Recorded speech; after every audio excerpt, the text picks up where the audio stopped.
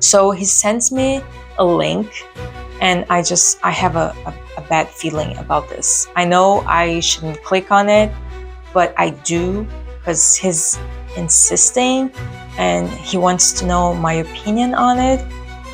I click on it and I'm horrified by what I found. There were photos of him.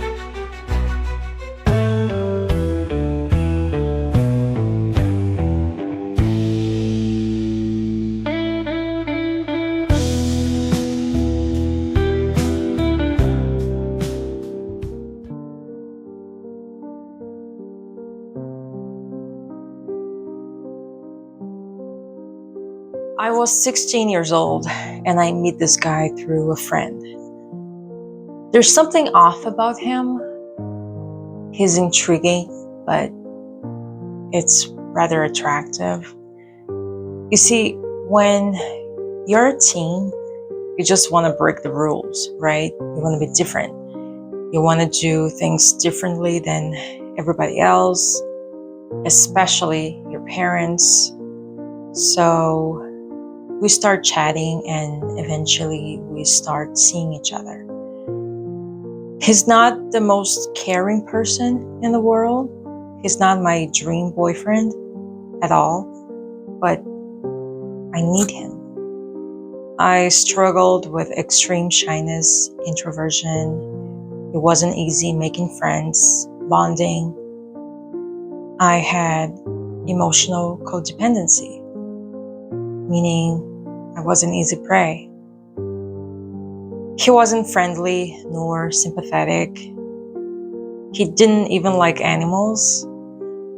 My needs were not taken into consideration, and whatever I said was often diminished, ridiculed. I was always walking on eggshells with this guy, and because we never know what's going to trigger his rage. Well, that's nothing new because that's exactly what I had in my own household. When you grow up with a narcissist or anyone with a cluster B personality disorder, you just learn to erase yourself. You just need to silence yourself in all aspects in order to survive. And one thing I learned is that trauma survivors are always going to attract narcissists and sociopaths because they can sense vulnerability. And when you come from a dysfunctional family, the cycle of abuse will just keep repeating itself with different people, different places, but overall it's just the same situation. Until the day you decide to address those issues, to confront your memories, to stop lying to yourself and finally face the truth. And that's the key and the turning point to start healing. They say time heals, but time won't do anything if you don't work on yourself, if you don't consciously address your issues and become aware of the foundation that made you who you are. On the contrary, it will just get worse. You'll just keep pushing these memories away, but they don't just go away. These memories, this knowledge, it remains stored in every cell of your body. And if you refuse to acknowledge them, they'll just show up in different forms. Addiction, anxiety, insomnia, depression, relationship issues, family issues, digestive problems, allergies, cancer. They'll just be replaced by something else. So he showed some very weird behavior from the get-go. He just wouldn't take no for an answer. If I said I couldn't see him after school because I had to go home early, he'd just show up anyway. But he wouldn't just wait for me when my class was done and say something like, "Oh, I missed you so much. I had to come anyway. I wanted to come by and say hi before you went back home." that would still be kind of weird. But instead, on my way home after school, he would just show up by my side as I was walking.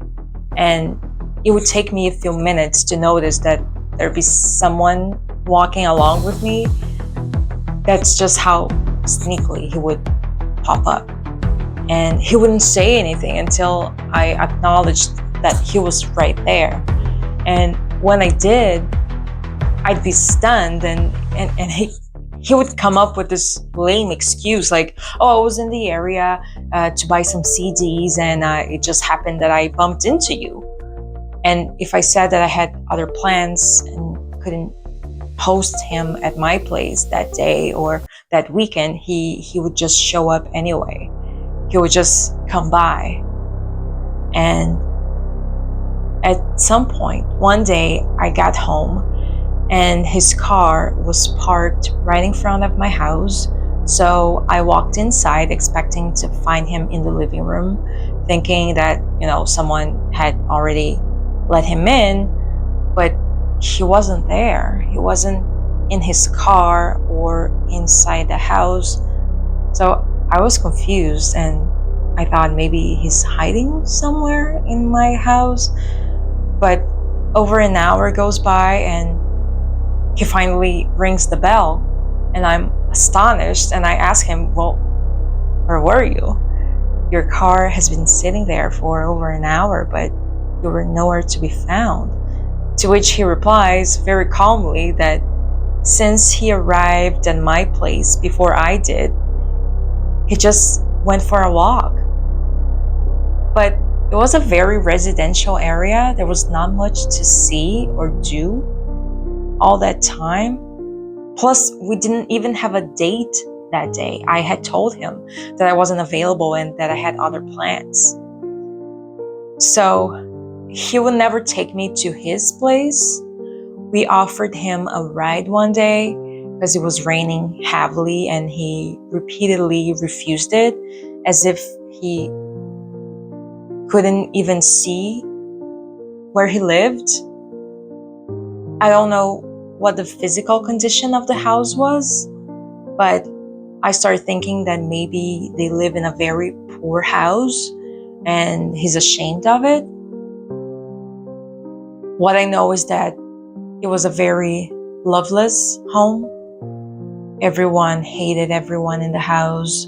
The siblings all hated one another. The father despised the mother.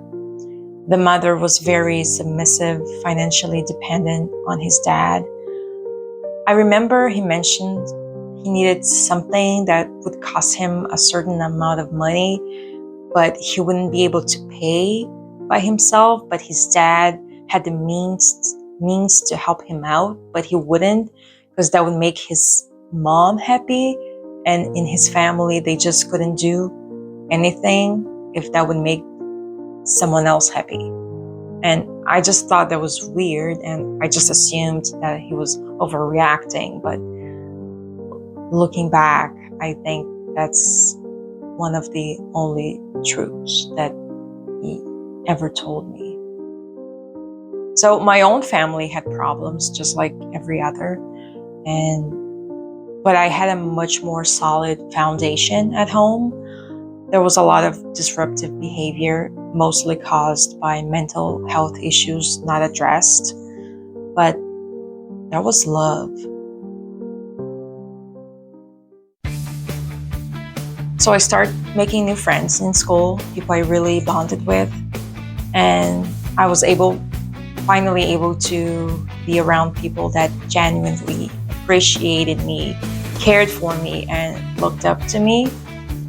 And that would fill the emotional void that I always felt. And that helps me build up my confidence and my self-esteem. So I'm getting stronger, and I feel less and less attached to him, meaning he's losing control over me. So although I couldn't quite put my finger on what was wrong with him, I knew there was something off. Back then, I didn't know a fraction of what I know now about personality disorders, but intuitively, I did exactly what I needed to do. You see, you don't just confront a narcissist or a sociopath. You don't announce that you're leaving them. You don't announce what your next steps will be. You don't show fear. You play dumb. If you confront them, it escalates. And the silliest discussions escalate in a way that will leave you perplexed. And if you don't have a strong sense of self, they'll just keep gaslighting you and trapping you into this alternate reality. That's why it's hard to deal with people who are suffering any sort of abusive relationship. So regardless of you saying, be careful, I found out this about this person and you should leave him or her, they just can't see it. They're not there anymore. And narcissists and sociopaths, they just kill you alive. They kill your sense of self, your essence.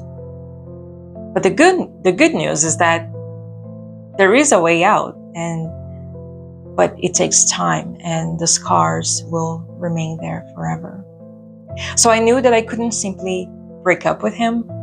I couldn't just tell him I didn't want to see him anymore.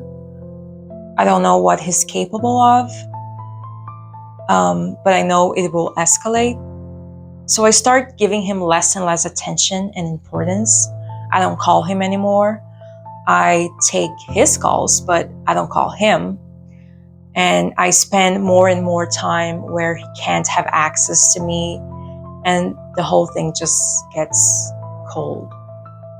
Until one day he calls me and he tells me that he's feeling put aside and that if things don't change, we're going to have to split. And I pretend that I'm not ecstatic with that conclusion. And I just say that I agree. So I let him lose interest in me. I wouldn't fall for his threats anymore, his mental games. And these people, they like the chase. That's what fuels them. They're predators. So if you don't act like an easy prey, if they see that you don't fall for their bullshit, they just lose interest and they jump to their next victim. Unfortunately, but fortunately for you. So he knows that he can't control me anymore and that I just don't care, that I have a stronger sense of self now, and he stops. He stops showing up at school or at my place. He stops calling. And I believe I can just move on with my life now. About 6 months go by and the phone rings. We still have landlines back then. So if you want to speak to someone, you have to call their house and ask for the person you want to speak with. And my mom answers the phone and she yells that it's for me. I answer and it's him. Without even saying, oh, hello, good to hear from you, he just drops one of his stupid excuses and goes, oh, hello, I dialed the wrong number. I meant to call someone else, but I mistakenly called your number. So then your mom, she answered the phone and I didn't want to hang up on her face. So that's why I asked for you. So I go, oh, great. So you didn't have to hang up on her, so you can go now. To which he replies, oh, no, wait, don't hang up. Since I have you on the line, let's talk. How is it going? I just say whatever to cut the conversation short and get ready to hang up. But he insists. He's like, no, tell me more. Don't hang up just now. I'm very cold and he notices he's no longer getting anything from me. And these people, when they realize they can't manipulate you anymore, they feel powerless and they just hate that feeling. About 4 months go by, and there's this huge music festival taking place in my town. So I go with my friend. I have a new life now, new friends. I'm in college now. I feel happy. There's a lineup of around 25 bands, and one that I'm not particularly a fan of is now on stage, and I need to take a break to go eat something. So there are food trucks, and I choose one of them to order something from. And to my amazement, he's working there. He's the person, the employee, taking the orders. And I just had to pick that one. He's happy to see me. He acknowledges me, calls me by my name. I'm not happy to see him, but I just go on with my order. I try to be nice and low-key, try not to make a scene. I know I'm not supposed to rub him the wrong way, right? So I just grab my snack and get the hell out of there as quickly as possible. I walk back into the crowd again, and now I'm invisible, right? There's 9,000 people there. To find anyone in that crowd is like finding a needle in a haystack, like it's impossible. So I feel safe, I feel protected. About an hour later, I'm having fun with my friend. We're listening to the bands, and I noticed there's someone dancing very gaily right beside me. And I can tell that they've been there for a while. I just didn't acknowledge them. I didn't bother to pay attention and to make eye contact with them. But now they're really going off, and I turn my head to give it a closer look. Like, dude, this is not a strip club, like, calm down. And when I look, it's him. Not only he found me in a crowd of 9,000 people, he just did it again. He popped up silently and just stood there by my side for I don't know how long, until I acknowledged him. That was pretty scary. And on top of that, he had completely changed. He had a whole new persona, a new haircut, a new way of talking, dancing, and he didn't even dance before. And from what I can see, he's now gay. I mean, there's nothing wrong with accepting and expressing your sexuality, on the contrary, but that was so not him. That was the least I expected from him. Like, he was very, he was that type that always displays a toxic masculinity. And so I'm trying to be low key. I don't want to talk to him. I don't want to be around him. And the whole thing was just very weird. So I tried to forget about it. About a month after that encounter at the festival, he reaches out to me online. He starts chatting and telling me about his life. Like, I'm not interested. We're not friends. And he's acting like he's my best friend. Where's he trying to go with this? So he sends me a link. And at the time, we didn't really have social media. We had blogs and photologs, which was a sort of online diary. And it didn't have the magnitude that social media has today.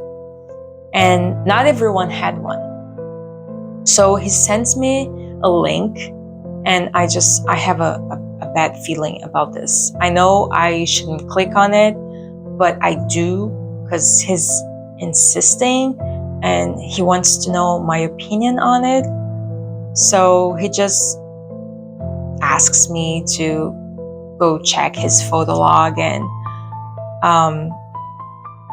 so I can see what he's doing, who he spends his time with, his new friends. And I click on it, and I'm horrified by what I found. There were photos of him dressed as a woman in women's lingerie, and some of them, he was in a cheap hotel room doing I don't know what, posing for whoever was taking the photos. Other photos would show him in a collective hug with all these men that looked like male escorts. And then the very last photo was a scanned image of a medical exam. I clicked on it to zoom in, and it's an HIV test with a positive result. And it dates back to just a few weeks after we split. And the chat room with him will keep flashing, and it's him asking, "So, did you see it? Did you see the last image?"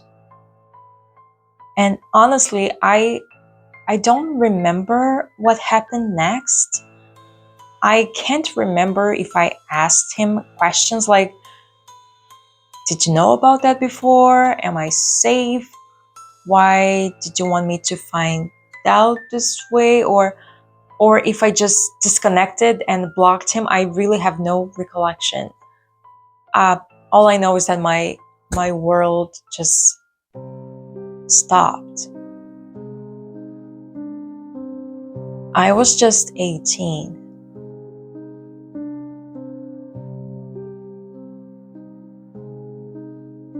I didn't know how to tell my parents, but I had to tell them because I needed to go get tested myself. And I was so disoriented. I had no idea how to do that.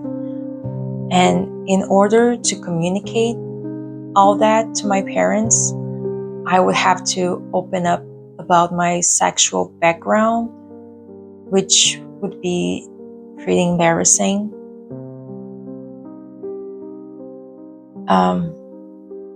And to make things worse,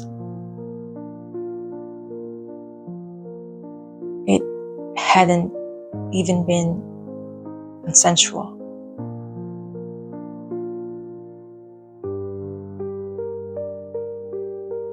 They were pretty supportive, and they took me through all the testing process. Fortunately, the test came out negative.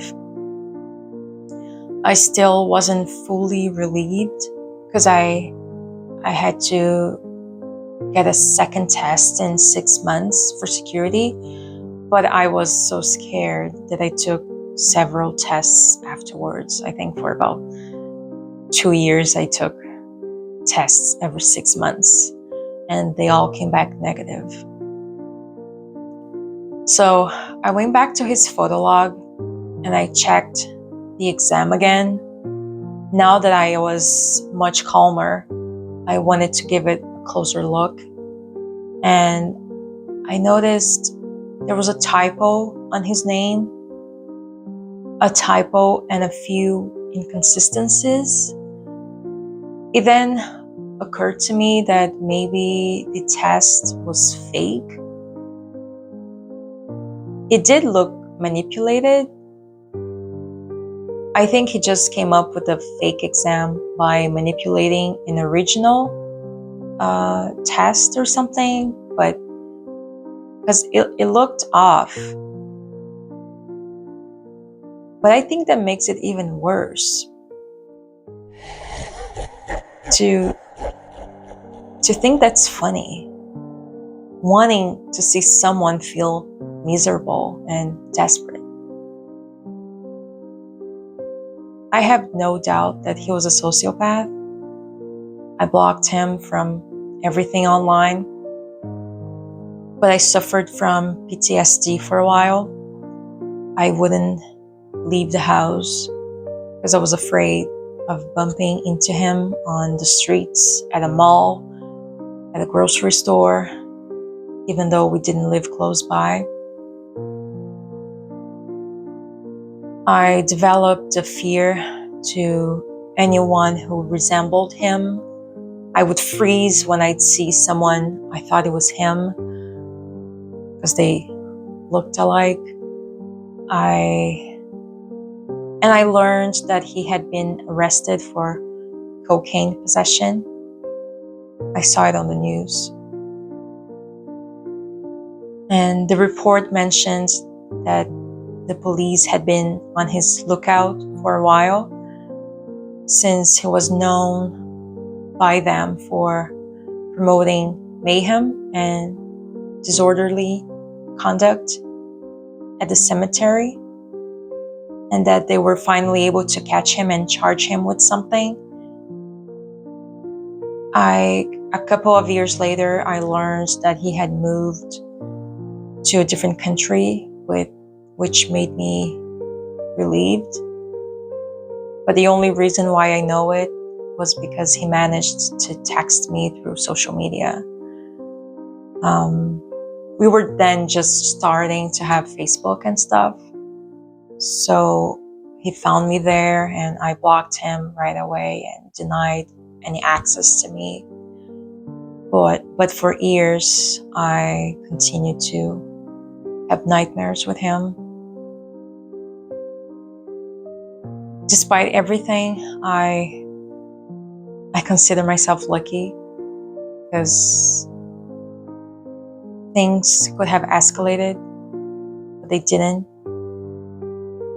Now I'm much more aware of red flags and personality disorders, but still I don't feel 100% immune to predators. I'm always afraid. They're very manipulative. They can be pretty deceiving. And we never know what people are capable of.